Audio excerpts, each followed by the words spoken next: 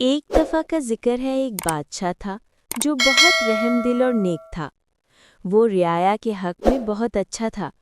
चुनाचे तमाम रियाया उससे मोहब्बत करती थी और उसे खूब दुआएं देती थी।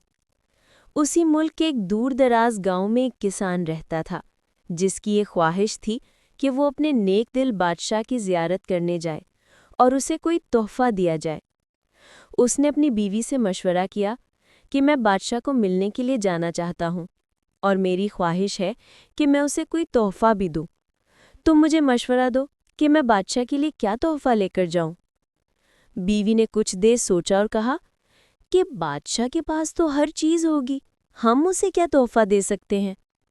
हाँ, मेरा एक मशवरा ये है कि हमारे घर के पास बहने वाले एक चश्मे का पानी बहुत मीठा और ठंडा है और ऐसा पानी पूरे मुल्क में कहीं भी नहीं होगा, हत्ता कि बादशाह के पास भी नहीं होगा, तो तुम उसके लिए ये पानी ले जाओ।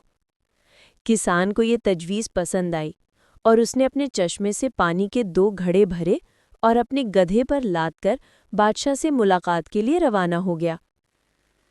कई हफ्तों के सफ़र के बाद किसान बादशाह के महल तक पहुंच गया और उसने मुलाकात की इजाज़त चाही।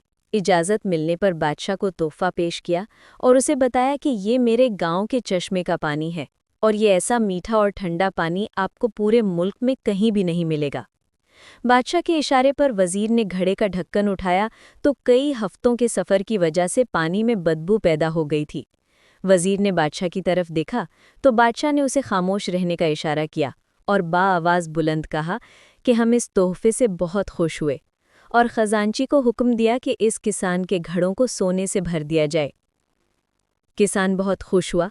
बादशाह ने वज़ीर को बुलाकर चुपके से कहा कि पानी को गिरा देना और वापसी पर इस किसान को उस रास्ते से गुजारना जहां हमारे पानी के चश्मे हैं, ताकि उसे इल्म हो कि हमारे पास पानी के कितने चश्मे हैं और उनका पानी कितना ठंडा और मीठा है। चुनांचे जब किसान को इनामात देने के बाद उन चश्मों के पास से गुजारा गया तो वो समझ गया कि उसका तोहफ़ा कितना हक़ीर था, लेकिन बादशाह ने उसके हक़ीर तोहफ़े को भी कबूल करके उसे इनाम से नवाजा।